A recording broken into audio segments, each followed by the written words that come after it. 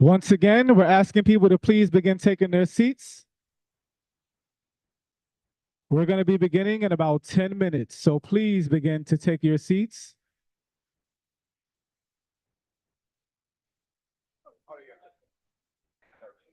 Once again, if you're in the back, we're asking that you please begin to take your seats. We're going to be beginning in about 9 minutes.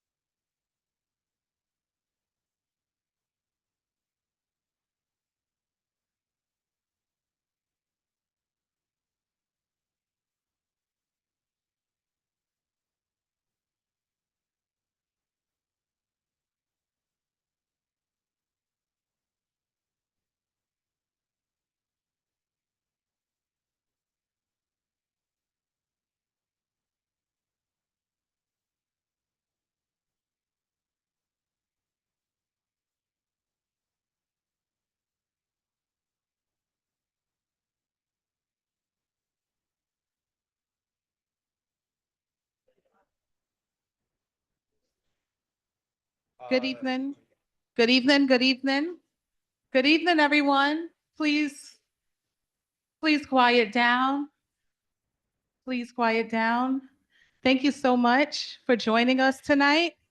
If you all would take your seats, Please fill all empty seats so that we can get started with the program. We have a lot of eager people wanting to fill some of these seats. So if you can just take your seats, please. We'd like to see if we have any remaining seats available.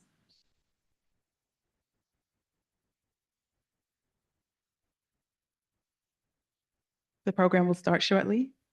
Please remain in your seats. Thank you.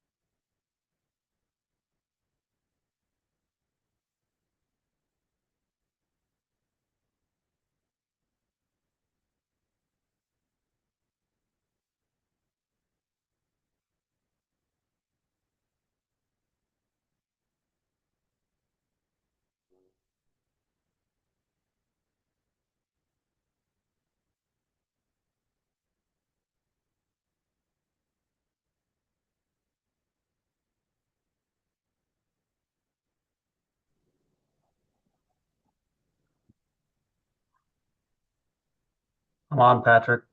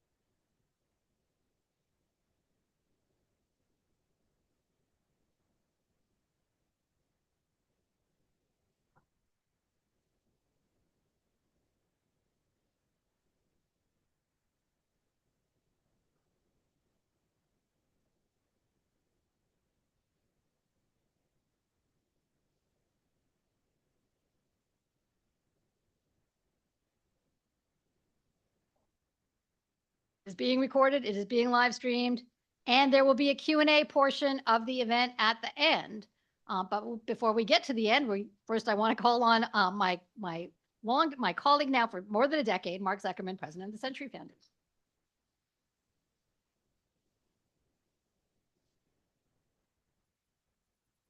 Sherry, thank you so much for our decade-long partnership between NYU and the Century Foundation. Time after time, we have partnered on timely public interest events like tonight's that strengthen our civic life and our democracy. I'm here to introduce our moderator, Polly Trottenberg. Polly most recently served in the Biden administration as Deputy Secretary of the U.S. Department of Transportation. During her time there, the department worked with regional agencies in New York on the environmental approvals and mitigations required to authorize congestion pricing. Prior to serving as Deputy Secretary, Polly was this city's Transportation Commissioner for 7 years. All right. And she also served as a city's representative on the MTA board. On behalf of the city, she was part of the legislative lobbying effort to get congestion pricing authorized up in Albany in 2019 and started the analysis and technical work needed for its implementation on the city streets.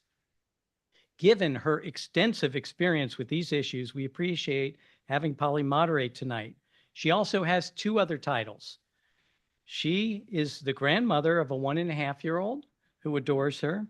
And she is also my dear wife, Commissioner Polly Trottenberg.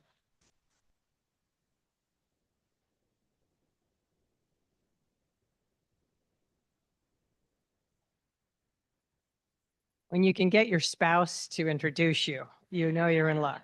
Thank you, Heidi, and thanks, Dean Gleed, for hosting. Thanks for hosting what is indeed a very timely event on congestion pricing. No small coincidence. 7 years ago, almost to the day, and the Wagner School and the Century Foundation co-hosted a congestion pricing debate that I got to moderate back when I was commissioner. It was then Nicole Gelinas in favor, former Assemblyman Richard Brodsky against. It was a lively debate.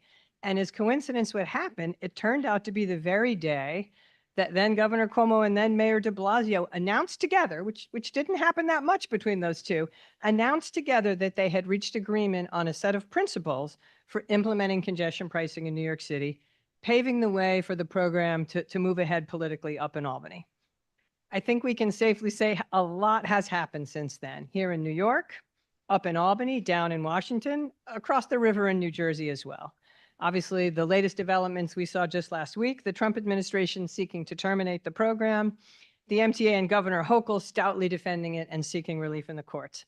So there is a lot to talk about. Let's get to it. If you haven't grabbed a drink or some food, please do so, because we have an amazing lineup of experts. You've all seen their bios to discuss it all and then answer audience questions. But first up, we have a special treat, a special visitor. The president and CEO of the New York City Partnership, Kathy Wild, is going to come up. The partnership commissioned some polling so that we could actually see what the public was thinking about how congestion pricing is going. So Kathy, we're going to call you up to do some polls. Where are you, Kathy? Oh, there you are. All right. All right, Kathy Wild, come on up. Thank you. Mark failed to mention that during the midnight hours of the Biden administration, Polly was responsible for getting congestion pricing's restart through. So we all owe her a lot.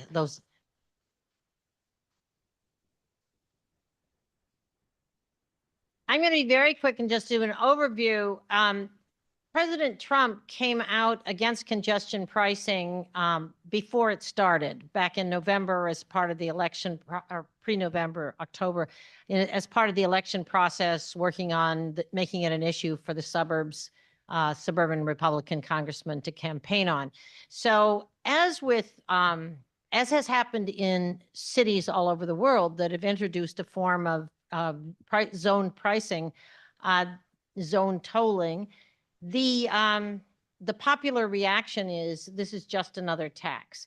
And before you put it in place in every city, it's had opposition. In Stockholm, they actually put it in place for a year, then it ceased, and they had a public referendum to vote it up or down. And it was opposed strongly before it was started. It won the public referendum handily.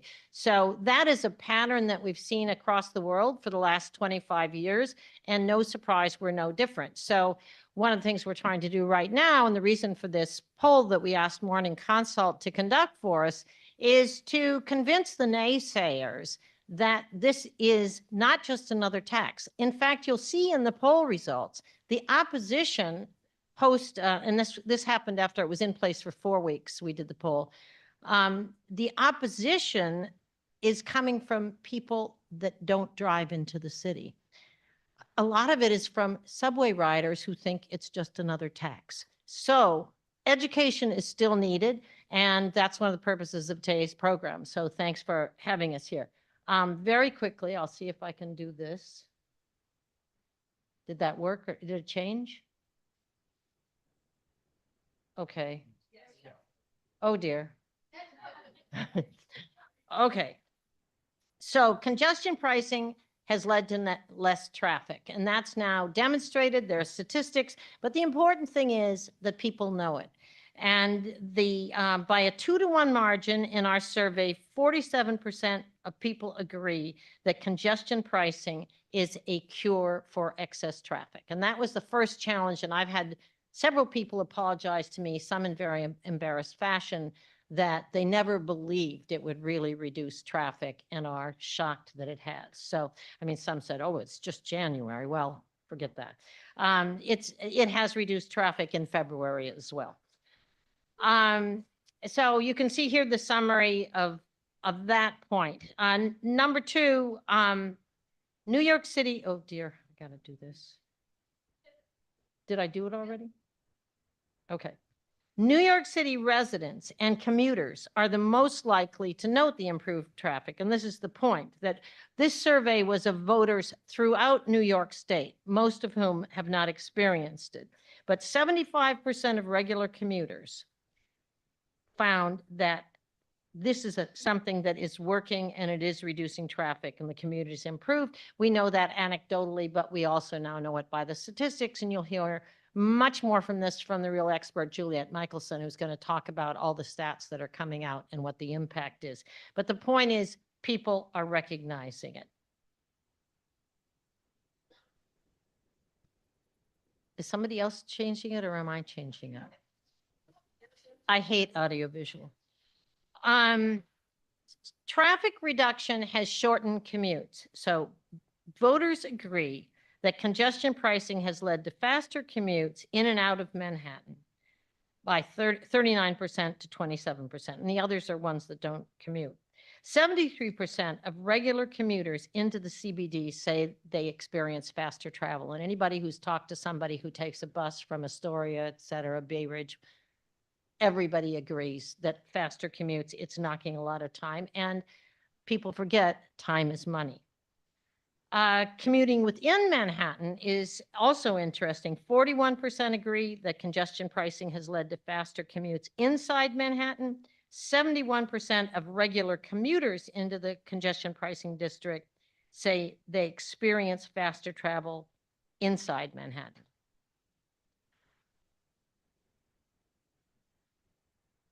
Most important, the majority say Trump should keep congestion pricing. 59% of voters statewide want President Trump to allow congestion pricing to continue. I will point out that we mentioned in the survey question that the alternative is another tax or higher fares. When you put the proposition, the whole proposition in front of people, that this isn't, or the subway falling apart, there's that too. So it's not like we've got a choice of a toll or no toll. And right now, 44%, pre-congestion pricing, 44% of the MTA revenues were coming from taxes on business and real estate. The 27% were coming from fare payers, and only 13% were coming from the folks who take the luxury of driving in every day. So, and the trucks are coming in. So This really is balancing the revenue sources of the MTA in a way that we've never seen before. It is not an overpricing on the people who drive in. Then finally, commuters, people who are paying the toll are its biggest supporters because they are realizing the benefits of more time in their day. That is 66% of commuters coming into the city on a regular basis during the week, into the central business district, excuse me. I live in Brooklyn, so I say the city. Of regular commuters into the CBD, 66% support congestion pricing, only 32% oppose it. This is a complete reversal from pre-congestion pricing going in place. So this is a dramatic turnaround in public opinion in 4 weeks. So this is really important, and it's something that we're trying hard to communicate and educate the public on, particularly the fact that these resources, and again, you're going to hear more from Juliet in the panel, these resources are being redeployed in a way that will make our whole transportation system faster, safer, more reliable. So very important. So thank you all very much for your support and interest.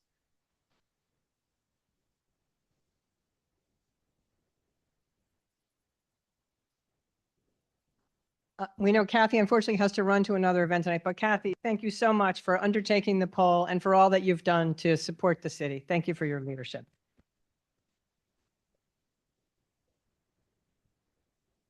All right, I will now bring up our panelists. I'll ask them to come up as I introduce them. And I think I'm going to stay here, so come sit close to me. We have Sarah Kaufman, director of NYU's Rudin Center. Juliet Michelson, Deputy Chief of Policy and External Relations at the MTA. Tiffany Ann Taylor, Vice President for Transportation at the Regional Plan Association. And then our next panelist is joining us online, and let's make sure we get him. Paul Tice, who is Adjunct Professor of Finance at NYU's Stern School of Business. So are we pulling up Paul, team? Let's make sure we get him as well. Okay, I see a thumbs up. Paul, can you hear us? I can hear you. I can't seem to turn on my camera. Okay. Are we going to be able to get him on one of the screens? Okay. Well, Paul, we're gonna get you on one of the screens, but we're going to get the discussion started. I think with that, whoops. Okay. I think with that great intro from Kathy, let's take stock of where we are. The program has been up and running since January. We have preliminary congestion data, transit ridership data, and now revenue data just announced by the MTA yesterday. We've heard polling results from Kathy. We've heard from people who support the program. We've heard from people who still have concerns about the program. So let's just start with a general question from each of you. Let's hear your perspectives on how it's going. And Juliet, I want to start with you as the MTA's representative.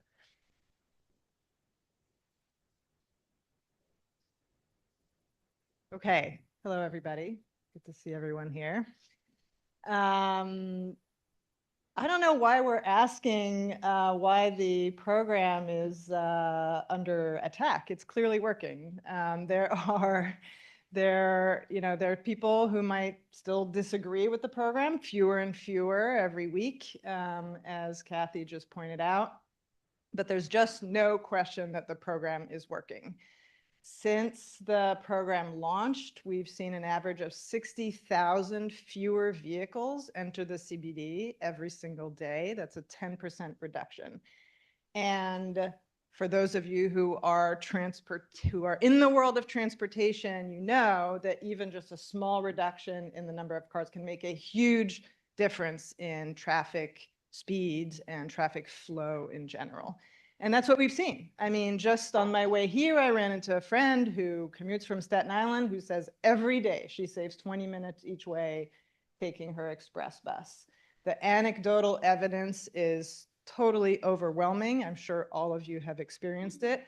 I'll also say, just as somebody who walks in the city, I haven't been riding lately because it's a little chilly, but the streets even right around here in Union Square that are typically so busy are quieter. It's just, I find, a nicer city to live in and walk in.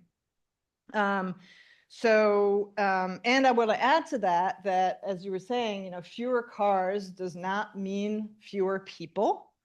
There actually have been some footfall analysis. So like, nowadays all the business improvements district care a lot about how many people are walking around in front of the stores and office buildings. And we know that in January, there were 4% more people walking in Manhattan below 60th Street than there were last January. More people. Retail sales are up $900 million compared to last January. Commercial leases are up. People are, for those who were saying that this charge was going to suck the economic life out of Manhattan, that is absolutely clearly not happening. All right, thank you. Sarah, Tiffany, you want to jump in? And then Paul, we want to get you. Are we getting Paul? I don't see him on the screen yet. Are we able to get him on the screen? Okay, all right. Sarah, turn to you.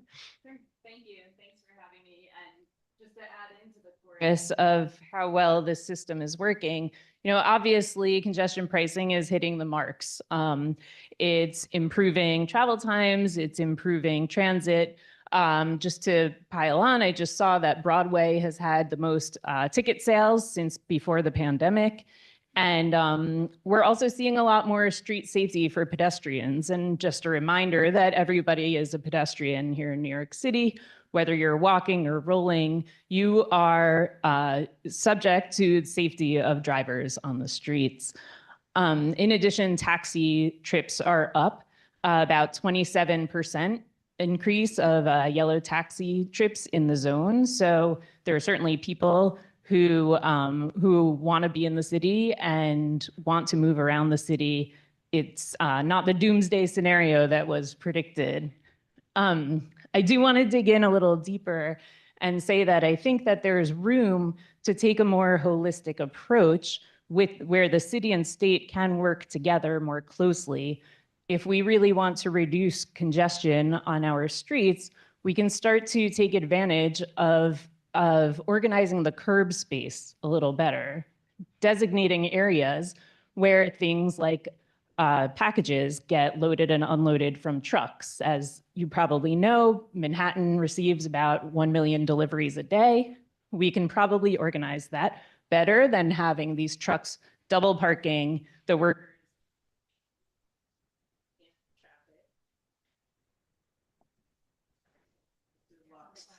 Thank you. The workers are unloading packages in traffic, and also designating areas for pickups and drop-offs for taxis and ride-hail vehicles. That makes it safer for people to get in and out of those vehicles, and designates spaces. That's something that there's obviously room for improvement if we want to take a more strategic, holistic approach to organizing our city streets. But overall, I'm thrilled to see that most people who have a choice to enter the most transit-rich area of this whole country are choosing the most efficient method. All right, thank you. All right, wait, Professor Tice, don't run away. We finally got you. Just trying to get the lighting going. All right. All right, I think we'd love to turn to you next. We're so glad to have you on this panel. Obviously, we have a lot of congestion pricing boosters, but I want to make sure we give a thorough discussion to all the issues that have been raised. So, Professor Tice, we'll turn it to you. Yeah, and thank you for having me. I guess I would be in the camp of those who have criticized or attacked congestion pricing. So I guess my first response would be, or comment would be that, we're only 1 or 2 months into this. I think we're going to have to let it run, frankly, for about a year to see what all the consequences are. And there will be unintended consequences, because whenever you introduce a tax like this on such a large economic area, people are economic beings. So it's going to take a while for that to play out. And we know that during the winter months, we have less traffic. So there's a seasonality to that. I will say some of the data that's been coming out so far is somewhat contradictory when you think about it. So I think we're going to need to, corroborated with other sources over time. Some of the data that I've seen has shown that vehicles are down, according to the MTA, by 1.2 million vehicles during the month of January, but 1.5 million more people came into the city that month. And that's based on ping data. The same company that provided that ping data for pedestrians reported that people coming into the office were down 5% this January versus last January. And we still don't have a lot of the vehicle information from the Port Authority and some other sources, just as a check. So 1 month doesn't a trend make. I think we need to see exactly what the economic impact will be over time. And I think that's the main criticism I have around congestion pricing generally. It's still a fairly risky time economically. This is the first time that congestion pricing has been attempted on such a large and, economically important area. I don't think even cities like London compare. And we're still not recovered really from COVID over the last 5 years. If you look at a number of indicators, including, retail vacancy in the CBD, office vacancy in the CBD, return to work, we're still only 50 to 55% of where we were pre-pandemic. There's still a weakness in the economy here, and we're introducing a new tax. So I think just the timing and the risk on the economy is my main criticism. But I would throw in 2 more points. I frankly think a user pay model for infrastructure, both maintenance and upgrades, is the best. And so here we're taxing a group to pay for improvements to public transit. And I think we would all agree that there are some financial weaknesses in the MTA, that they probably should be solving first before they go looking for revenues from a third-party source like drivers and drivers from out of state. And then the other issue I would just raise around congestion pricing, for all the focus on reducing traffic, it really is a climate policy. It's part of the C40 initiative. It's meant to get carbon emissions down. And that's the main goal around getting, the number of cars down around the area, which will obviously have an economic impact. But I personally think that if we're going to set climate policy, it has to be at the national level. We can't be doing this at the state and local level. And in the grand scheme of things, frankly, if we removed every car from New York City, it would not impact any of the global climate metrics, even if it was successful. So I'll leave it with that. All right, Juliet, I think you want to jump in. Thanks, Paul. Sorry to interrupt. There's just 2 things I want to clarify. Thank you for those comments. The first is, yes, we are very aware that January is a less busy month. And when I say that it's 10% lower, I mean 10% lower than last January. Traffic will increase every single month until June. It will dip a little bit in the summer. It will increase again in October.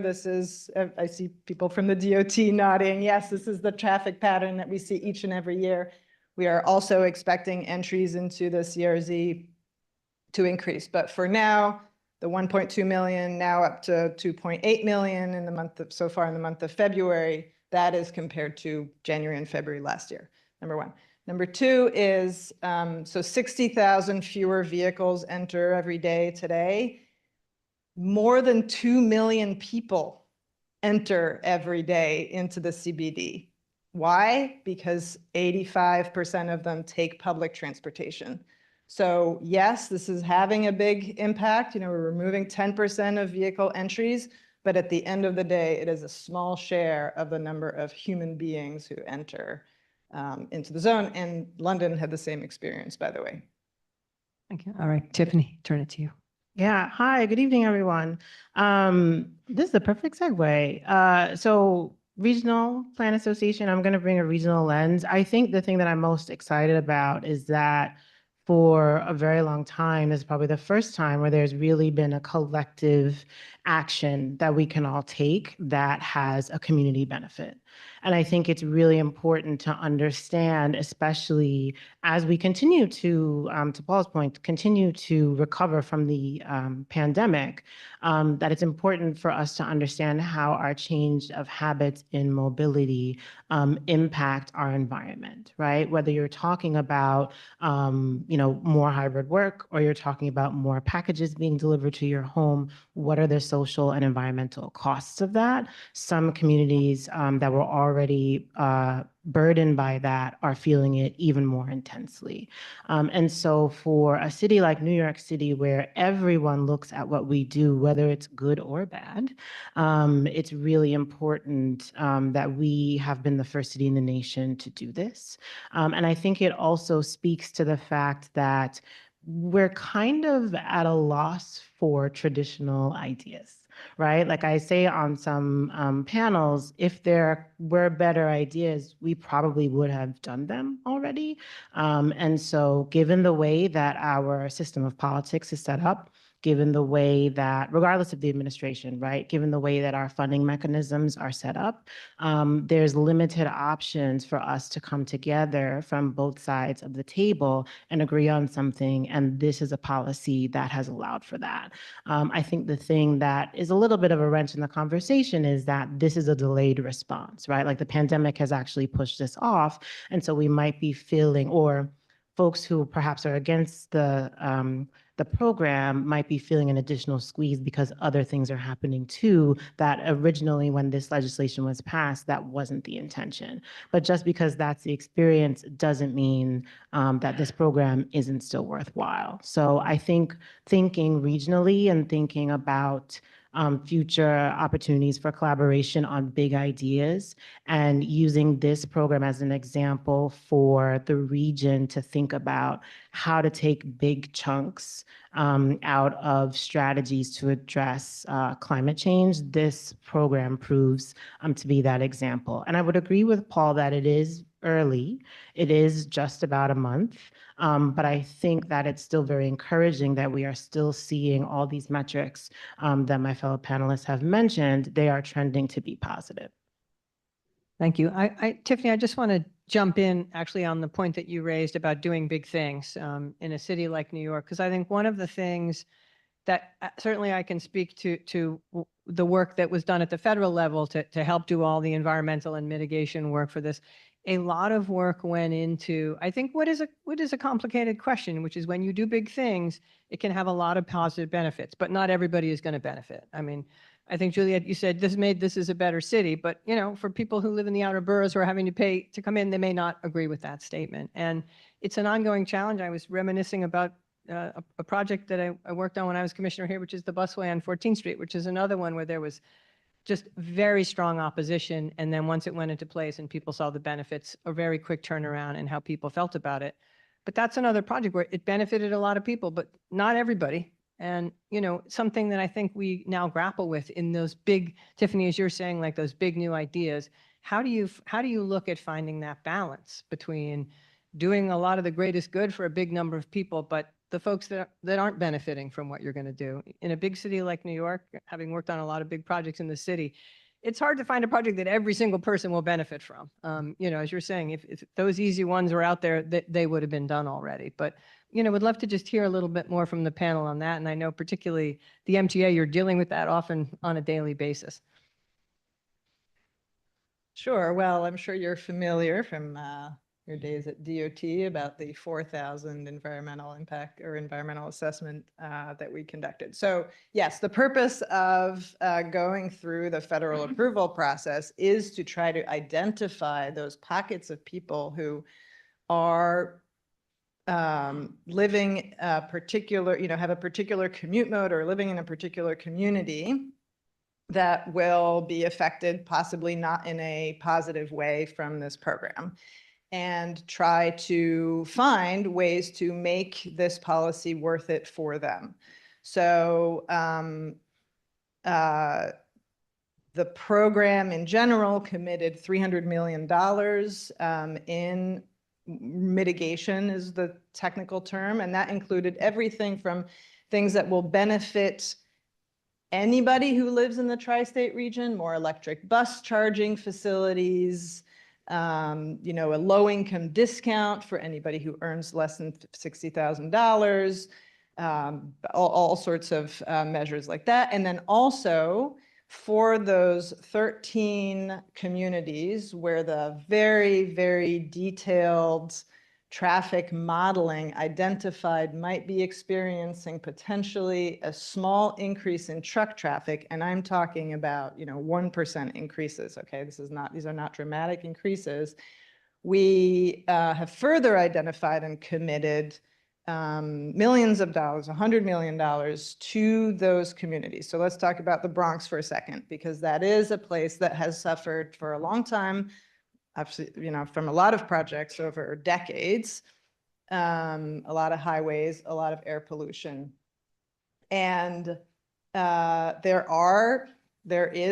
haven't yet studied the numbers, but the analysis conducted in the environmental assessment identified the Cross Bronx Expressway as potentially having more truck traffic than had been than prior to go live. And so what did we do? We committed $70 million to primarily replace very, very dirty diesel truck refrigeration units at Hunts Point Market. These are units that have been the bane of the community for a very long time, are a huge source of pollution. And we've committed to replacing up to 1,000 of them with revenues from congestion pricing. And with that will more than make up, like 100 times make up for any air pollution that might come from the truck traffic. So, you know, that's just one example. It's the biggest example. There are others, but we do try to identify people who might not directly benefit from this program and make it up to them. And that's been a really important part of the program. If I could jump in addition to that, I think this particular instance also calls out that we cannot expect congestion pricing to save everything, right? Like there are other decisions that need to be made. There are other policies we need to make sure our elected officials are pushing forward and championing for. And there's other considerations, as I mentioned earlier, about our own individual behaviors and how that interacts with this part of the chain. So it's fantastic, and I applaud that there are all these dollars available that are actually committed as part of congestion pricing for mitigation for specific neighborhoods that are impacted. But quite honestly, I'm sure many folks in this room would understand that many of those same neighborhoods needed that investment regardless. It had nothing to do with congestion pricing, right? Those communities suffered because of decision-making or indecision-making. And so I'm hopeful that as the world is watching this all play out and we do see the benefits roll in, we do see the new buses, we see you know, more monitoring of air quality and asthma centers and trucks being switched out for EVs, that we also hold ourselves responsible in other equally important transportation policy decisions. So when we're talking things like BQE rehabilitation, when we're talking Cross Bronx rehabilitation and replacement of bridges, right? Both at the city and the state level. When we're talking Gateway, when we're, I can go on and on, Van Wyck Expressway, Interborough Express, there's multiple projects that are currently in the pipeline, trying to be in the pipeline, and those on the horizon that are still images on paper, that we're equally making those decisions around the stronger connections between public health and transportation infrastructure. And so that moving forward, we're as much pressure as congestion pricing is already under, we're not looking for it to be the silver bullet, and that we hold ourselves responsible in other ways. Thanks, Amy. Sarah, Paul, want to add anything? Go ahead, Sarah.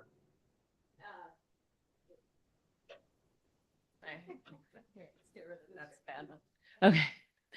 Thanks. In terms of the conversation about kind of winners and losers of this program, I think it's important to consider that what the money is going towards, which we haven't really talked about yet tonight.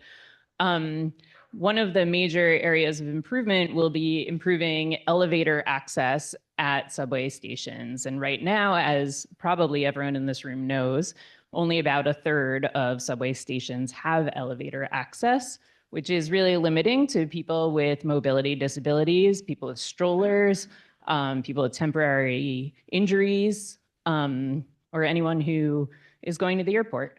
Anybody can need an elevator at any time. And the lack of funding from the federal government, despite the mandate for the Americans with Disabilities Act, has led to an inability to construct sufficient elevators. And so one of the major investment areas from congestion pricing will be improving subway service for people with disabilities, which will make a huge difference for a historically underserved community. In addition, Tiffany, you mentioned the IBX, and I think it's important to spotlight that as a future project of the MTA, which will connect communities throughout Queens and Brooklyn. And these are communities that, first of all, if they want to go between Queens and Brooklyn, they have to go through Manhattan on a very circuitous route. But also, once the IBX comes to fruition, it will serve a vastly diverse set of communities, a lot of first responder or frontline workers, immigrant communities, low-income workers. It'll connect them with job anchor institutions like hospitals and package sorting centers, major providing job opportunities for communities that in the past would have to travel long distances to get to work. So I think that we should spotlight IBX and elevators as major investment areas and areas where people will benefit from the investments made through congestion pricing. Paul, you want to add anything? Yeah, I guess just on the theme of holding people responsible, I think it's fair to say that, we should hold the MTA responsible for, its finances. And I'll acknowledge that, we need to have permanent mechanisms of funding for public infrastructure. I think the public sector is not a great steward of transportation infrastructure in general. I think that's a fair statement. And, obviously, the MTA is not an exception. I think as we're talking about all of the planning that's gone into congestion pricing, it's fair to point out that the average fare evasion every year approximates, it was $600 million estimated in 2022. That's how much we're expecting to raise from congestion pricing this year. If you roll forward what came in, $48 million in January, right? So I think it's fair to say, that there's work to be done on the MTA side.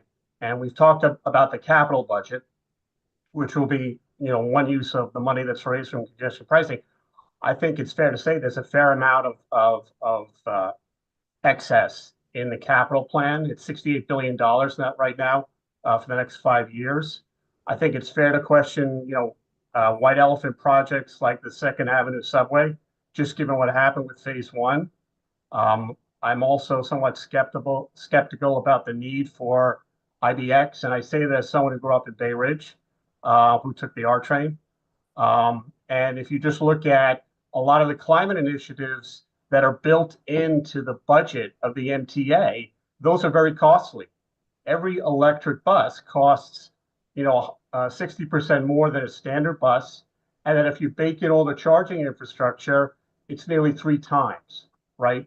So, I think there's a fair amount of improvement that we could do in terms of the finances before we go looking for another source of revenue.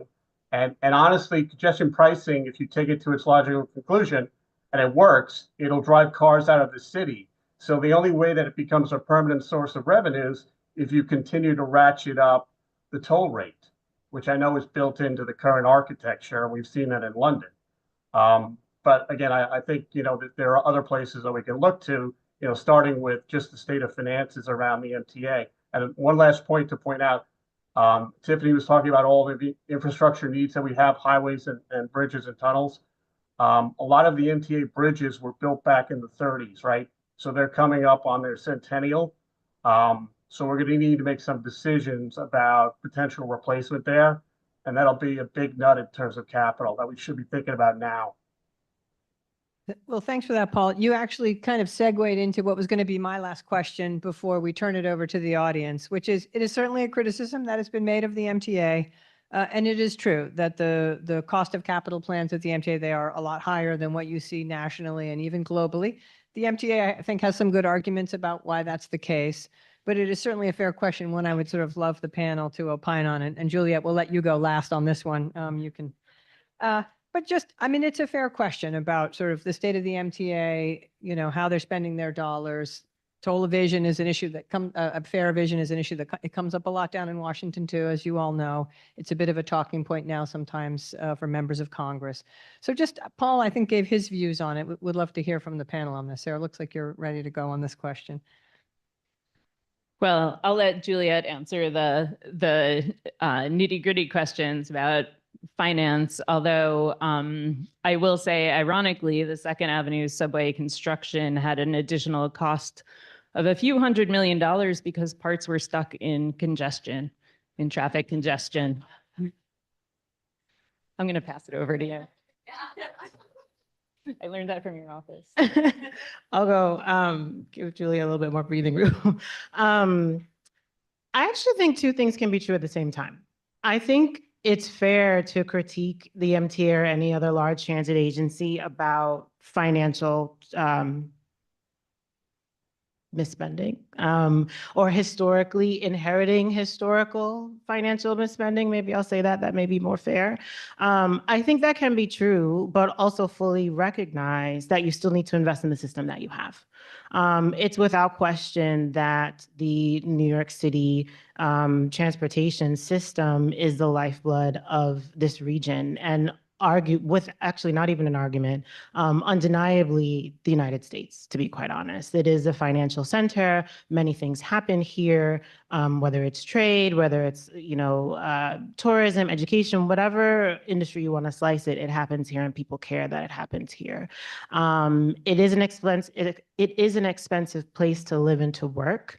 And I know that there's been many initiatives both under the current city administration and under the current administration at the MTA to make headway in that, whether it's through procurement, whether it's through like joint bidding processes, whether it's through more public-private partnerships, really the stuff that's like not really sexy unless you work in this field every day. I know that there have been, or there at least have been, concrete attempts to address spending, or at least prevent additional spending through those mechanisms. But still, even with those best efforts, the message at the end of the day through the media is that there is misspending. But the other thing that I want to add is a reminder, right? Like this system is 24 hours, 7 days a week, 365 days a year. There are very few, if any, other systems around the world that do that, that are as extensive. And also it's 100+ years old. Now, why it's 100 years old and we've let some of it fall into disrepair is a different conversation, but I mentioned that because it's still working, and it takes perhaps a special level of regular, consistent investment for us to be able to take care of it and enhance it. And quite honestly, congestion pricing today is the biggest answer that we have for that. Okay, thank you. I'll try to fill in the blanks. Okay, so let me start by saying, first, agreeing with Paul, there's no question that fare evasion is an existential threat for the MTA. We will absolutely admit that it's a huge problem that we are trying to address. As you can imagine, it is not easy to address. Everybody says, oh, we'll just replace the fare arrays. Turns out fare arrays are, in fact, very expensive to design or build, order, build, have delivered, install. Like this is a multi-year thing. You can't just sort of turn it on. We have had a lot of success with having unarmed guards at the gates. And in fact, our fare evasion rates have gone down over the last few months for the first time in many years. And we're looking forward to more of that coming in the next few months after a very, very deliberate and multi-pronged effort for the last year plus. We are also very focused on fare evasion, is my point. Number one. Number two, though, I'll say on the operating cost budget, folks might be surprised to hear that if you adjust for inflation, our operating budget is in fact 3% lower than it was in 2019. While we have increased service on subway lines, we've increased service on bus lines, we've opened Grand Central Madison, which we run every single day, and 40% more trains on Long Island Railroad. And all of those costs have been absorbed, and yet we have been able to keep our operating budget in real terms lower than it was 5 years ago. On the construction costs, so this is now capital construction costs.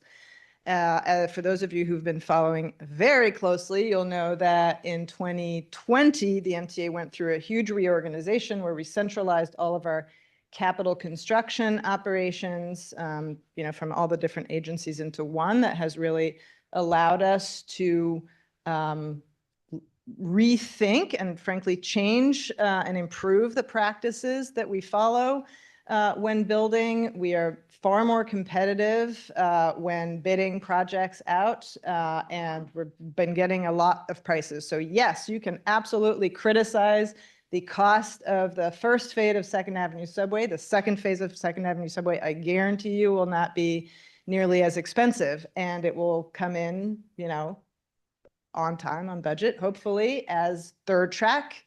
That was a huge project, came in $100 million under budget, came in on time. The L train did too, the 42nd Street big station overhaul that took place a few years ago, and any number of other projects. And as for, the size of the capital program, that is in very large part to finally address the lack of accessibility in our subway stations. So folks may not know, but since 2020, in the last 5 years, we have opened 45 new ADA stations.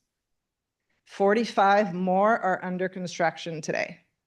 All right. We've installed modern signals on 6 lines. A handful more stations are under construction today. You've seen the brand new train cars on the A line. More are coming. There are zero emission buses coming online as well, and a million other small improvements to the system to make transit more reliable. That's where the $60 billion are being spent, and they are being spent wisely. Right. Well, thank you for that. And I will take one moment perhaps to brag on the Biden administration, because we certainly partnered with the MTA and transit agencies all over the country in a program called ASAP, All Stations Accessibility Program, and put a lot of federal dollars to helping to finally make particularly the big legacy systems accessible, every station accessible. So that is certainly something I know we all hold near and dear to our hearts. Let us now turn to the audience. I don't know, does someone who has the mics? Okay, people are raising their hands. I guess we're going to run the mics over. Let's.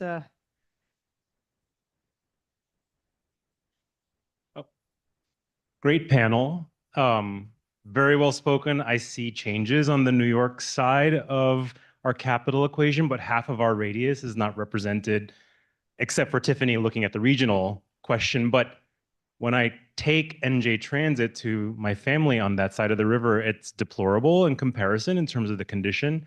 And that's obviously a big source of the traffic that comes in. Any commentary to the degree you're able to comment on that? I'll do my best without getting into trouble, because I do know people watch the news. I think what you're experiencing is what happens when you don't have dedicated, consistent funding for public transportation, quite honestly. Again, other legacy systems that are also really old, catenaries that are really sensitive to extreme heat, extreme cold, bridges that freeze and you have to manually send crews out to chip away at it like it's the, early 1900s. You're experiencing that. And I think that speaks largely to the thing that I said earlier about the need for creative solutions for traditional problems that we have. We have kind of run out of ideas that are easier, and now it's time for the harder stuff. And I think, you're also experiencing what other parts of the region and definitely other parts of the country are experiencing as well, as we all change our mobility patterns is just generally the impact of climate change, right? Like you're having more intense weather events impacting the system more regularly, and many of these systems cannot bounce back in that way, or just were not designed to absorb water or heat or what have you in that way. And so will again just circle back and say you need consistent, dedicated funding for transportation projects. And you also need to perhaps de-incentivize some of the ways that goods move around our region so that there is more equitable distribution of cargo moving around in our system as well, and there's less of a dependency on trucks.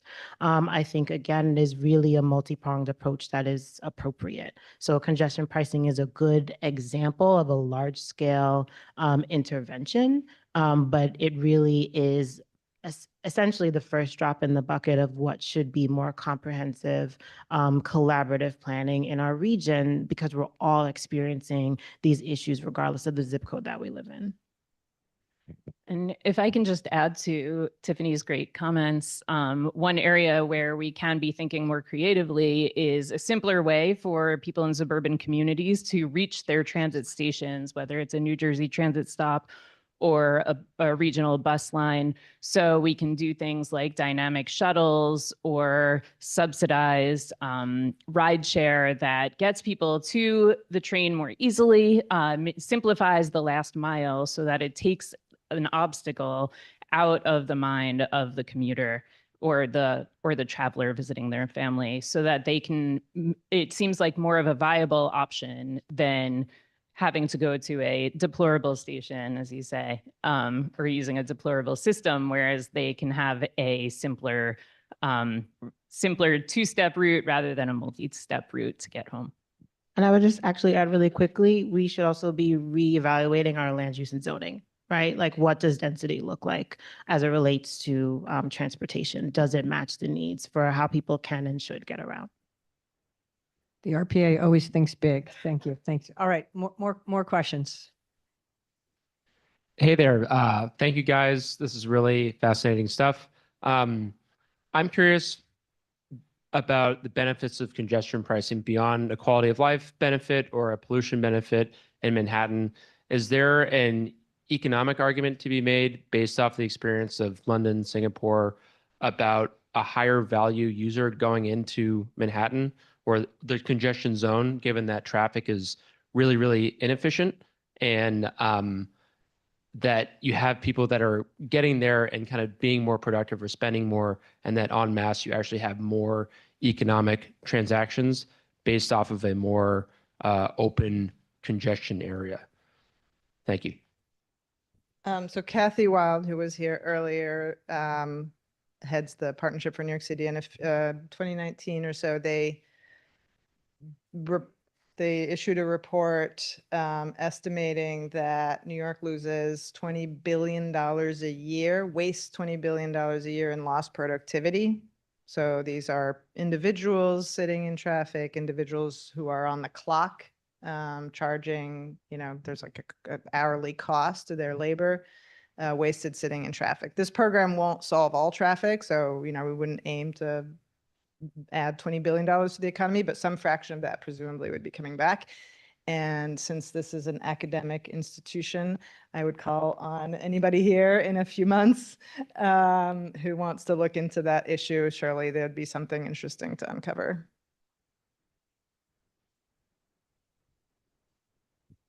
Yes, thank you. This is directed toward Juliet.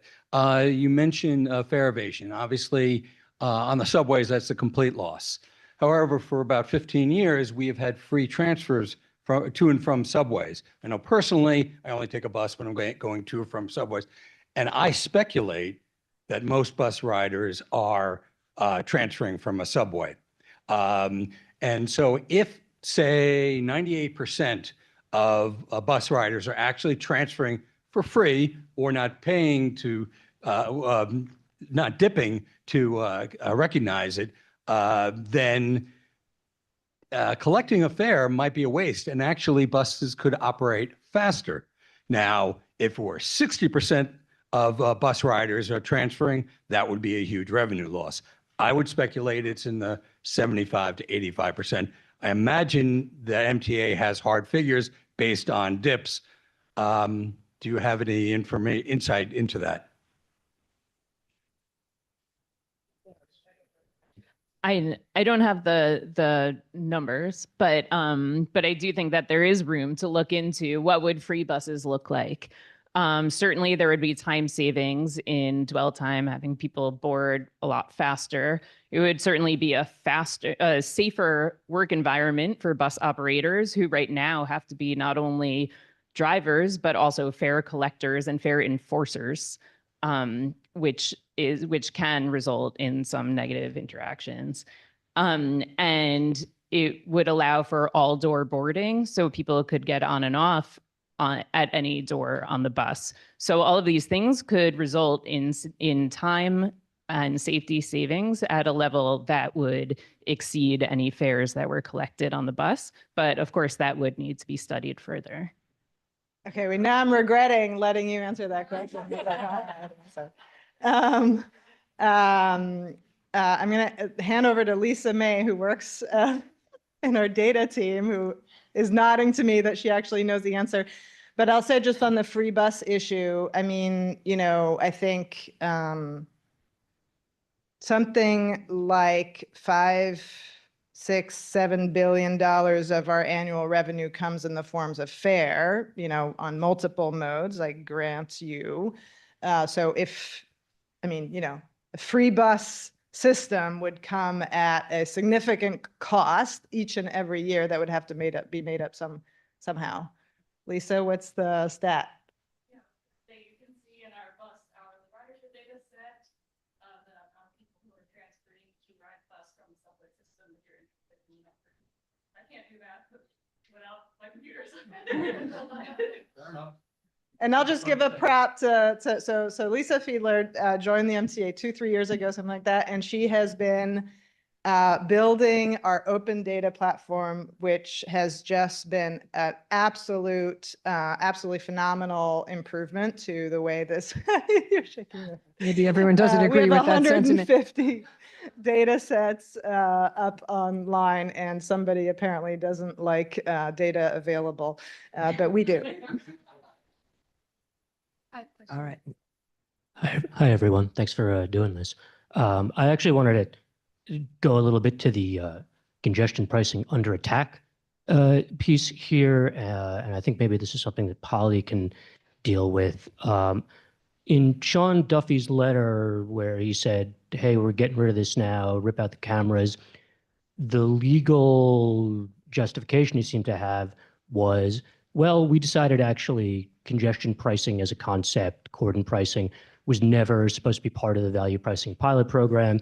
And so even if you wanted to do it, we should have said no from the beginning. And I'm just wondering if this was something, you were pretty instrumental, Polly, from when it was Trump won, you were instrumental when it was Biden, and here you are now. I mean, did that ever come up? Is that just them doing like Calvin ball for legal stuff?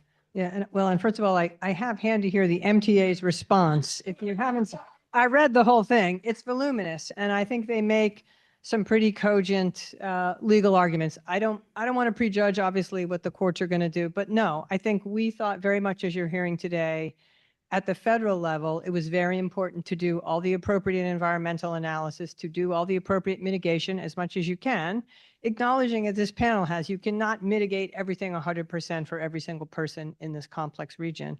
And so far, I think the work that the federal government has, there obviously, as you all know, Dave and others know, there have been a lot of court challenges, and the work has generally held up at the legal level.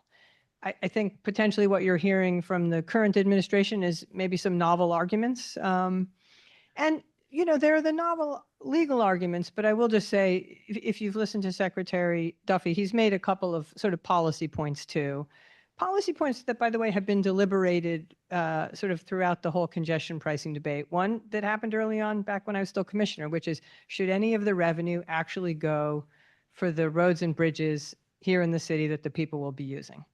It was a decision up in Albany not to do that. It was a decision that all the funds would go to the MTA, but that's one of the things I think as a policy matter the secretary has has raised. And then something that is true as a fact, but not as a legal matter, that no other jurisdiction in the country that has done, it typically turns out being managed lanes, that's sort of the popular thing around the country, tolling. They generally have also some part of the system that is unmanaged, that is still free to use. And that's the other thing that the secretary raised, if you've seen his appearances, that the way cordon pricing here works in the city, that free option doesn't exist. As we're hearing from the panel here today, it's a much more complicated question in New York City. I think you have to look at our transportation system, even as it's balkanized between different agencies, as an integrated system. And so, yes, there is not a free option to come into that part of Manhattan under the system, but there is a transit system which is second to none in this country. So I think the USDOT did good work under my previous administration. I'm proud of the work they did. We will see as the legal debates ensue, but I think the current administration is also raising policy questions as well. I think some of the polling data is going to help answer some of those questions. To the extent that there's a question of our drivers getting a benefit, I think the data is showing that a lot of drivers, at least, even drivers from New Jersey, are saying we're getting a benefit. It's shaving 20, 30 minutes off our commute every day. So remains to be seen. Polly? Also bus riders from New Jersey. Also bus riders from New Jersey. Polly, could I jump in with a few comments? Yes. Oh, please do. Yeah, and obviously I'm coming at this where, I'm not a fan of congestion pricing, but I would agree that there are flaws in the argument that Duffy has so far raised, via letter. I've not seen what the MTA response is, but if you look at, the letter sent to the governor, he makes 2 points. One is that there's not the free alternative for congestion pricing, but frankly, this is the first time we've tried congestion pricing at this scale, in this, parameters. I think it's different from managed lanes. So for the current administration and the Department of Transportation to basically interject their opinion that Congress never intended it not to have a free road alternative, again, that's their subjective call. If you look at Staten Island, there's no way to get on and off that island without paying a toll. So clearly, There is a free ferry, though. Right. Yeah. Well, that's a little.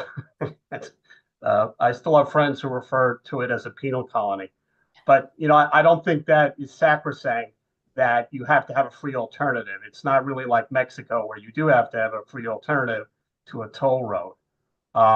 So I think that is something that could be challenged. And the other point they make is actually contradictory to the tone of the letter, where they say that this is focused on raising revenues for the MTA. It's not really focused on getting at congestion. Well, by that logic, then, if this was all about just getting congestion down, that would argue for a very, very punitive tax rate, tolling rate, right? Because that would be the most effective. And the Trump administration is kind of implying that they would be okay with that, which contradicts all of the comments within the letter talking about how this is a burden on drivers, right? So there's a mixed message. I think the main flaw that we have right now is that the recent Supreme Court rulings that we've seen, West Virginia versus EPA, and then the Loper-Bright decision last year, which did away with, deference to regulatory agencies, means that we can challenge any regulatory decision as subjective and not really what Congress wanted. And I think that's clearly an argument that probably that New York and the MTA is going to be making, that there was not a due process here. This was rushed out, within a month of the new administration coming in. And, it is not, their opinion about what Congress intended is just their subjective opinion. I will throw in, though, in all the talk about the thousands of pages that we've done assessing the impact of congestion pricing, that was technically an environmental assessment. A full-blown environmental impact statement, I think, would have been much more comprehensive, and we didn't go that route. And honestly, I think there's a strong argument why we should have. I may agree with you on that one. I will just add, and I did have the opportunity to speak to some colleagues that I know in the incoming administration, and I did make 2 other points about why I do think congestion pricing actually really, and as some of you know, its genesis has been more on the conservative political side than otherwise. One thing that the new administration has said in some of their principles is that they're going to reward jurisdictions that engage in self-help, that are willing to tax themselves in some way to pay for, to make their own transport. This is clearly self-help, and self-help that has certainly been a challenging road to get to. Likewise, the current administration, this has been an argument they've made on a bunch of things. What happened with Roe v. Wade, for example, that state legislatures and particularly state officials, but local officials too, are sort of closest to the ground, closest to public opinion, the place where a lot of public policy decisions should be made. This was made by the state legislature in Albany. So I think there are a couple of arguments also to make about, how a lot of what congestion pricing is doing is sort of actually follows a perhaps a more conservative model on how we should do big transportation things.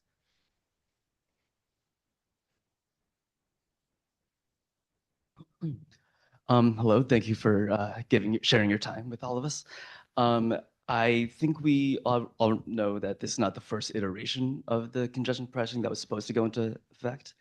And as someone who lives on 105th on 2nd Ave, I do remember that there was a lot of talk about a Q train coming to us, and then it was sort of struck down right at the 11th hour, and then it didn't really seem like there was a plan going forward.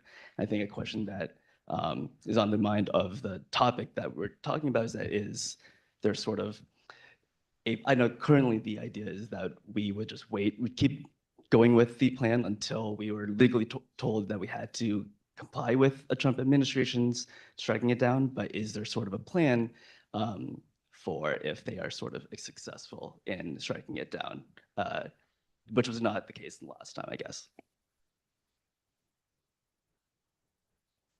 I think the question is, what if the Trump administration succeeds legally?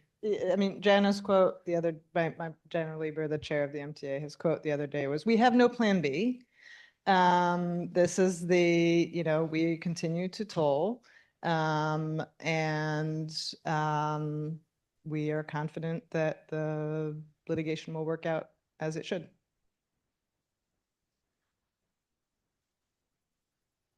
No Hi, yes. I think one of the themes of congestion pricing is that time is money. And so I'm excited to hear about the improvements to the capital plan and the ways that the MTA is spending money more efficiently. How can we deliver large projects faster, though?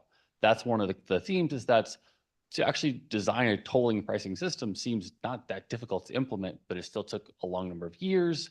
Again, IBX is a project which is taking a while. How can we have these large projects happen in a way that allows residents to experience that benefit in a appreciable time frame? Thank you. I feel like I've been doing it. She doesn't want the question. I alluded to some of these things earlier when I talked about at the city, at least from my knowledge, at the city and definitely at the state level, that there actually are initiatives to cut through some of that red tape. Unfortunately, that's just not the thing that messages well as an interesting news article. You hear a blip about it once or twice, like, oh, we saved $1 million, or third track came in under budget and under schedule. That's actually huge. And third track, by the way, is third track Long Island Railroad, for folks who don't know. That's substantial, but it just is not enough, I think, of an attractive media hit. No offense to the media in the room, compared to, Long Island Railroad employee accused of massive fraud, that's actually a sexier thing. So there are programs that have been in operation. There are, again, under this administration, both in the city and the state, there are active reductions. If you have the time, which I think if you're here, you probably do, I strongly suggest you actually go through previous iterations of MTA board materials, specifically if you look at, I would say maybe 2019, 2020 materials, all of the actual presentations, the slides that were given to the different communities from the different parts of the agency are there. I use them all the time. I actually watched the finance committee today because I missed it yesterday. The information that you're looking for is there, and that's actually where they explain, hey, here's where we had to make cuts, or we in advance of preparing for the 20-year needs assessment, these are the things that we looked at. And this is why, and section B, page 8, paragraph 7, right? This is why we think that this initiative is really important, and we think it's going to translate to X dollars saved, or X amount of time saved, or X amount of contracts that we can get out the door faster. I think under the Adams administration for the city, there's this slogan, which is get stuff done, right? Under that, I think there's like get stuff built. And if you look through that at the city's website, you also see similar things around procurement. Are there things as part of the land use and review process that can be not eliminated, but perhaps streamlined? Are there opportunities for businesses that are on contract to be paid faster, right? Like that stuff does exist, and there have been recent pushes towards that. Unfortunately, again, in my opinion, it just isn't as really attractive. And then I would add, especially in regards to what happens if Trump wins, right? We better get creative. To be quite honest with you, we better start looking at other ways for collaboration. Maybe that is the push that we would need to have more public-private partnerships in ways that folks are really comfortable with and have a transparent process. Or maybe there are other ways that we can look at some of our laws and incentivize other actors in the system to help build the infrastructure that they absolutely benefit from. So those are kind of the ways that I would address that, but it still remains that things are very expensive to build here and take a long time. Hi, I work at a healthcare system uptown. My colleagues all really loathe the congestion pricing. I don't think they participate in that survey from earlier, but I guess to me, it disproportionately affects people that, are shift workers, frontline workers, essential workers. What would you say to them about this? $9 means a lot to them and their families.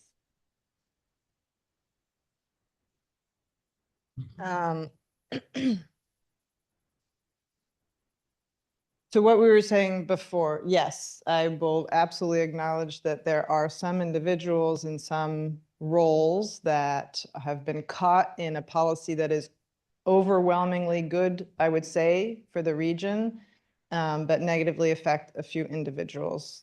I will acknowledge that.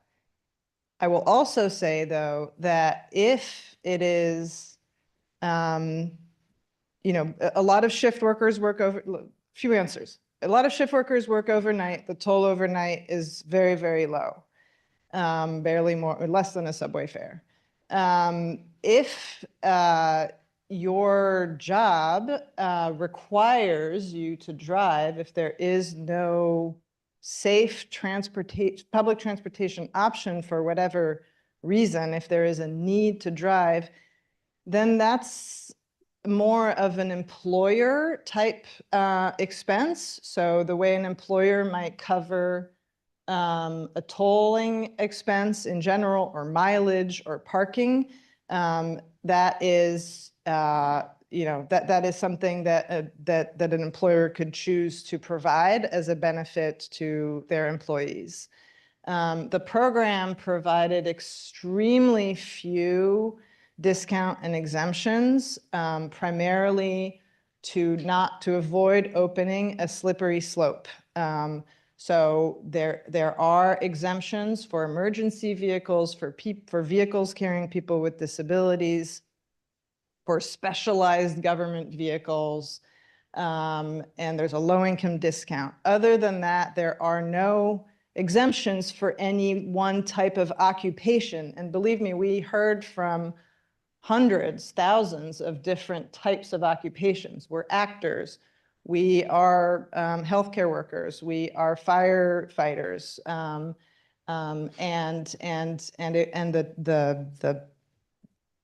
the outside, there's a group called the Traffic Mobility Review Board, 5 high-profile New Yorkers, Kathy Wild was one of them, who advised us on what the tolling structure should be, felt strongly that if you acknowledge or open the door for any one particular occupation, that it is, it just sort of complicates the entire conversation.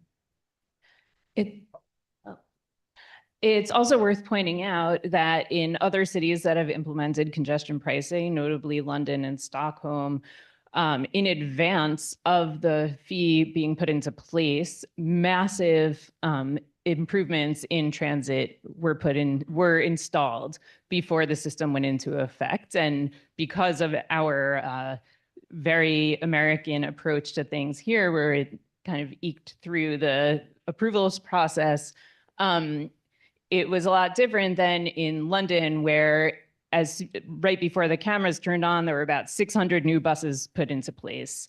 In Stockholm, it was similar. So it was more of a carrot model than a stick model than we have here.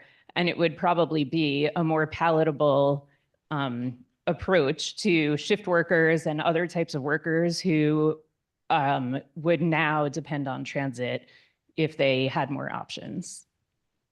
I would also add, perhaps not a popular perspective, but I'll still add it. Fully understanding that how each person experiences safety on public transit is very different, right? And I see you shaking your head in agreement. I identify as a Black woman. My experience is very different from many counterparts. That conversation aside, I would also suggest that your colleagues take stock of what transportation options are actually available to them.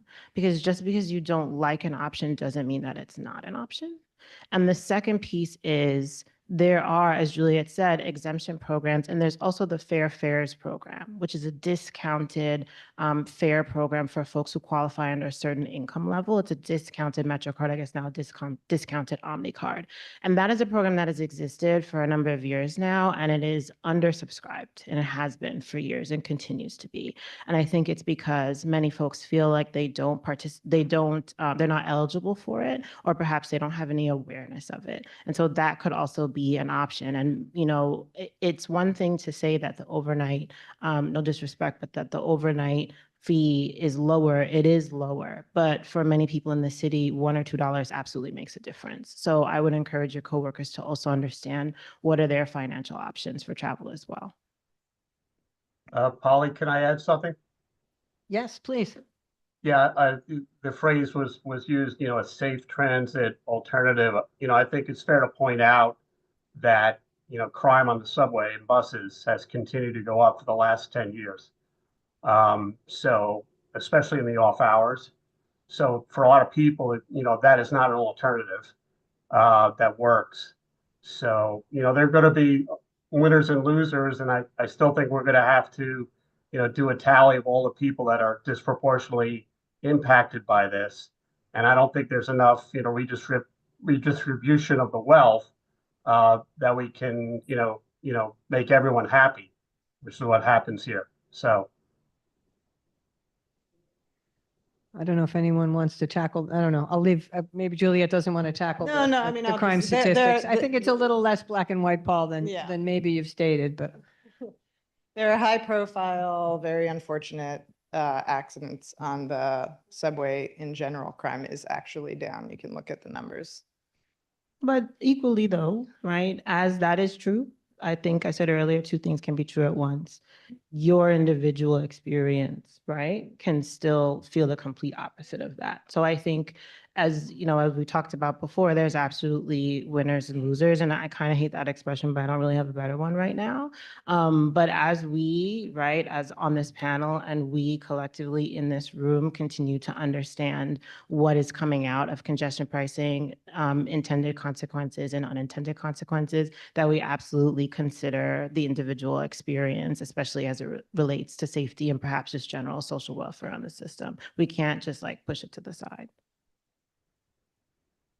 Next Hey, question. everybody. First, just want to say thank you guys. This has been just a wonderful discussion. I feel like, Polly, you mentioned that our transit system in the region is balkanized, and I feel like it's a really great term to describe the unfortunate situation that I think we can all agree on that we find ourselves in today after congestion pricing, and that relations between New York and New Jersey agencies is probably at a worse level than it's probably ever been, certainly in my lifetime. I know if there's any experts here going to provide perspective, would appreciate that. But in the spirit of, I guess, maybe trying to find a little bit of hope and find little bits and examples that we can build on, what are some programs or partnerships or things that that the MTA, that New Jersey Transit, that the two governors' offices do that maybe we don't hear about on a daily basis that you think shows the roadmap to kind of restoring relationships so that we can actually talk about the big picture things I think a lot of transit advocates like to rush to instead of dealing with the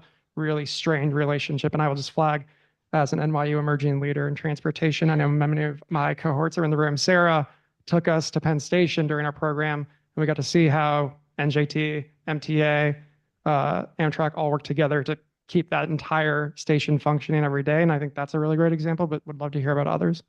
Yeah, I was going to mention that Penn Station, although that's its own event. We're in that room too, but that's its own event. Gateway, the Gateway program, it's huge. It's, what is it? I think under the Biden administration known as the world's most significant infrastructure, not the world most, the country's most significant infrastructure project, right? And I think the highest amount awarded for federal funding for a transportation project, I think in US DOT history. That has all of the same partners. It has Amtrak, it has New Jersey Transit, it has MTA. That, if you were paying attention last year under, Polly and former Secretary Buttigieg, it was milestone for weeks at a time, right? And I think we kind of, some of us put it in the back of our heads because it seemed like it was going so well. And so we don't think about the level of coordination that's required for that. The same partners are engaged, or some of the same partners are engaged on Penn Access. Penn Access is bringing Metro North down directly to Penn Station and adding 3 stations in the Bronx. That requires MTA and Amtrak to behave themselves and play together nicely, right? What else? I think from a freight perspective, not even just freight, you could talk about, let's see, even JFK airport redevelopment, right? Like you have Port Authority, they are doing things within the boundaries of the city. They have to play nicely. They're barging things in and around the harbor, right? Like that's a level of coordination. I'm on a task force right now for the Brooklyn Marine Terminal, right? Like that's actually requiring city and state coordination. And as the regional partner, we're looking directly across the river at Bayonne in New Jersey. So there's actually quite a few things that's happening that have a lot of dollars attached to them that we don't necessarily think of. I'm sure I'm forgetting many other ones, but the biggest one by far absolutely is the Gateway program. Yeah, I agree with Tiffany. And also to toss one more out there is the Port Authority bus terminal, which gets about 600 buses an hour from New Jersey into Midtown Manhattan every day. The Port Authority is coordinating among interstate organizations, intercity travel, long distance bus routes. It's making it happen. And just today, the Port Authority separately announced that they revitalized the Hoboken Path Station on time, on budget in 25 days. So there is good work happening out there. It just gets lost in the noise. And thank you for the shout out to emerging leaders. I see about 20 of you in the room, so welcome back. I have faith in all of you to make the positive changes happen.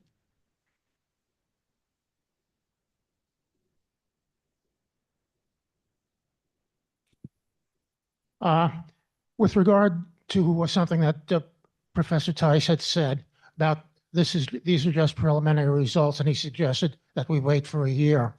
I think you need a longer term look for the thing, because if you take a look at London and read the TfL yearly reports for the first 6 years, you'll find that while congestion was reduced in the first year, by the 5th year, it had come back to the same level it had before congestion pricing was implemented. Just going for a year will just maybe show seasonal implication. It would not show any long-term stuff with regard to that. With regard to one other thing that Professor Tice had said with regard to operating costs with regard to the MTA and looking at it, one thing which has not been mentioned, and there have been a couple of articles with regard to that about 5 years ago, the MTA is the least efficient, has the least efficient operation in terms of delivering service per, let's say, vehicles per unit hour of any organization in the entire world. With regard to the United States and just buses, for example, is something, and comparing it from Federal Highway database, it's roughly about 40% higher than the average for the 50 largest metropolitan areas. If you extrapolate that in terms of vehicle service for vehicle hour service and so forth over the number of vehicle hours per year, that has been about $1.2 billion for the last 20 years. So it's not just the fare evasion. You have to look at MTA operations if you really want to look for alternatives for a Class B. I think there were two parts to your question. I'm going to actually just jump in on the first part about London and then turn to the MTA part, because one of the things that's been talked about here in New York, and I heard a lot about this when I was commissioner, is one of the benefits of congestion pricing is that it enables you to take more of what's very precious street space, that real estate, and use it for other purposes, for bike lanes, for deliveries, for parklets, for all, in this case, for restaurants, et cetera. But I think if you talk to the London folks over time, that is part of what they started to do with the street space. I think some of that will happen here in New York. So it will be a dynamic system that I think will evolve over time, like London's did. You may hit a point where you get to a stasis of revenue, congestion level, and allocation of street space. I think that will happen here. That will happen here over the course of years. So I think, yes, you'll see the data at 1 year, but I think London, they've had a lot of years and they've done a lot of different sort of experiments and permutations to kind of tinker with the system. But I think now to the MTA system, and maybe someone will grab me a napkin because I just spilled my water. Thank you. I don't know what studies you're referring to specifically. I mean, are we always looking for ways to cut costs? Yes, of course, as any business entity would. Like I said earlier, we have reduced our budget, $500 million. We've saved $500 million in the last two budget years. And the other thing I want to say is that it's also very, very difficult to compare the New York system, which is so huge and carries so many people, to any other system in the US, right? So famously, the 456 line carries more people than the entire Washington, D.C. Metro, the second biggest system in the country. So if you want to compare, Atlanta's. Okay, sir, can you give her the opportunity to respond? We waited patiently for your question. Referring to, I mean, I don't know. I haven't seen the study. So I think I have never heard that before. Let me just say that. All right, we're getting to the end of our time here. I think we're going to get to two more questions, and then there will be an opportunity to mingle with this fabulous panel afterwards, as long as they can stay. So. Hi, thank you all so much. This was a really great discussion. I think one of the problems right now that the MTA is facing is like messaging and communications. A lot of people are just missing the key points. I see a lot of posts about the immediate benefits. So there's less traffic, quicker commutes, safer streets, but how do we spotlight the really long-term investments, like more resilient transit, safer air to breathe, things like that? How can we get people to see that scale? This is what I think about every day. It is something we struggle with because, as you know, the funding that is generated from congestion pricing is not going to the operating budget. It is not going to expenses that are occurring this year and next and the year after that. They're going to capital expenses that are going to take many years to be allocated, built, spent, and delivered. These are very complicated questions because we want to be honest with the public. It is also, however, not terribly compelling to say that the money is going to be used on a project that will be coming online in years, because that is in fact how long it takes to build very large, complicated infrastructure projects in this region. So, how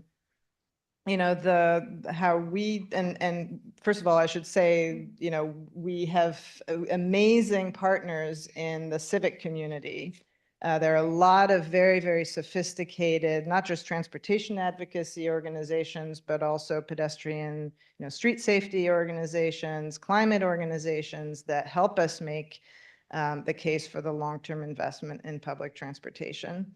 And I think, more and more, how I personally think about it is that this is a continuum of investments. This is a moment of a new infusion of money for projects for investments that have been happening at an accelerated speed for the last 5 years, and that will allow us to continue investing in, as you just said, accessibility signals, system expansion programs, clean buses, new train cars, et cetera.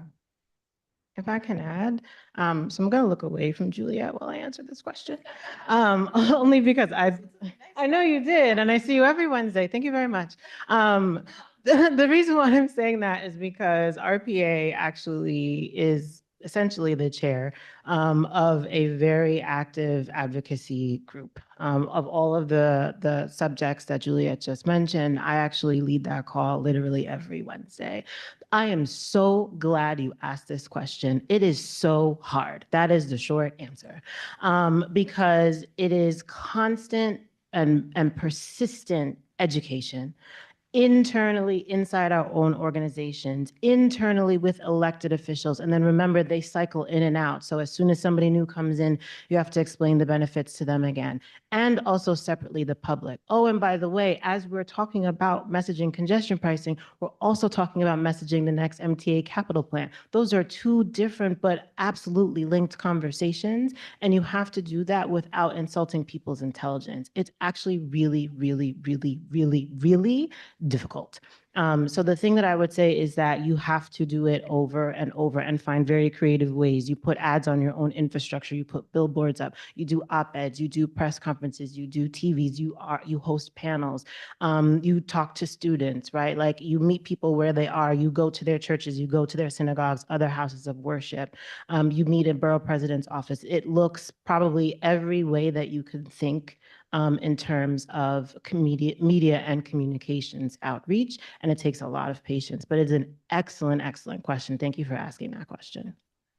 Well said, Tiffany. I think we had one more question over here with this gentleman, and then, oh, no, maybe we had two more questions. Okay, two. These are going to be lightning because I want to make sure everyone gets a little mingle time with this amazing panel. The New York Times this week talked about $11 million of expenses relating to the setting of the cameras and the money going to environmental projects to address concerns about urban pollution that might arise because of changing traffic patterns. Is that talking about what you mentioned earlier in Hunts Point, and can you be more specific?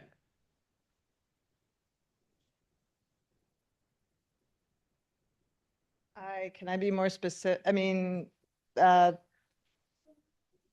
specifically about the Hunts Point. Yes. So there are thousands of truck refrigeration units that are diesel powered that have been spewing dirty air up there for a very long time, decades, that the South Bronx has been, organizing around as they should. And I think it's just been very difficult to find the funding for, as Tiffany said, something that should have been a priority, but is expensive to do, no clear source of funding. So when this project came along and we went to the Bronx to talk to local, not just elected officials, but also community leaders up there, they identified this as a priority. And working with the city, importantly, we came up with this package of investment in something that that was very important to the community. And that work is underway now. All right, we had one more question over here. All right, we'll do it fast. Thank you. It has to be a good question. We'll see. We talked about congestion pricing not being a silver bullet to all of the funding issues the MTA had, and we also talked about fares. And as unpopular as it is very hard to keep up with the operational budget that increases every year, when fares only increase sporadically and consistently lag behind inflation. So my question to you is, do you think there is a need to rethink how the fare structure works right now? Whether there are also any ways of big fares, et cetera, to mitigate any impacts you might have on low-income riders? I'm actually, as a former MTA board member, I can actually jump in on that one. The fares do not increase sporadically. It's a pretty regular system. They increase every 2 years and they follow inflation. And sort of, I think, speaking about the sustainability, for example, of New Jersey Transit, when you don't do that, you can see what happens, which is if you go a lot of years without a regular increase, then suddenly, I'm looking at a well-known New Jersey resident over here, then suddenly you have to take a big hit. So I actually think the MTA, and look, it's not easy having had to be on the board and vote for fare increases, which nobody wants to do.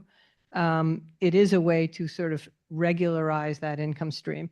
As I think someone mentioned, I forgot who mentioned, the city has also created a fair fares program, which is a big discount program for low-income riders. So it has tried, even as the MTA has needed to raise fares, just in keeping with inflation, to try and find ways to ease the burden for low-income riders. So trying to do some of both. All right, I think with that, I want to take a moment to thank this amazing panel.